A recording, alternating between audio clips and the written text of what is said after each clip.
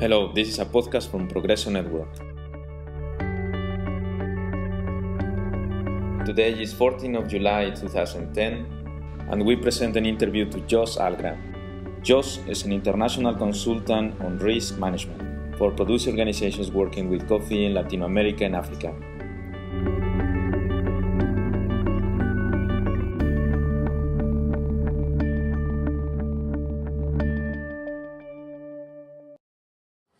Well, first of all, the smallholder organization we are working with, most of them have been organized in the last 20 years since the world market has been liberalized, since '89 when the quota system was eliminated.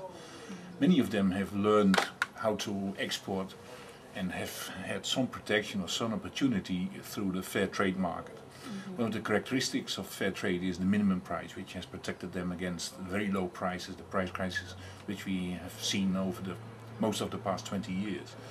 Now, when the market goes up, it becomes volatile. We'll say that it means that prices go up and down very quickly. It's much more difficult to manage this, and then you see that they do need more explicit policies and strategies for the risk management, the price risk management.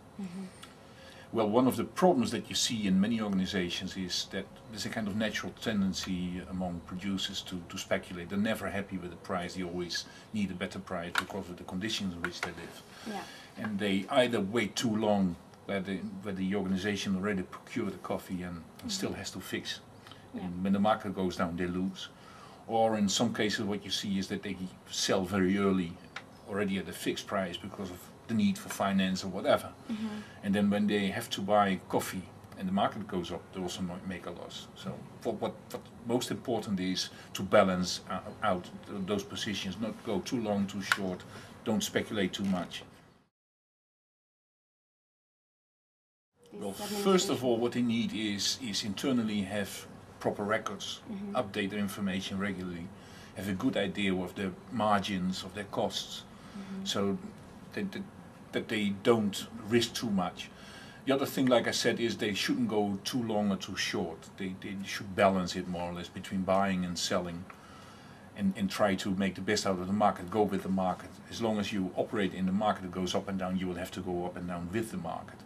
The other thing is that you need a proper internal division of labor between the members, the board members and the management. Each of them has their own responsibility. And what you see very often in organizations is that it's not really clear who takes what decisions. And when the market is so volatile, you need to have proper decisions, have a clear strategy, proper decision, and people in charge of that should take those decisions. Well, like I said, first of all, you need proper internal organization. You also need finance at the right time, at the beginning of the harvest.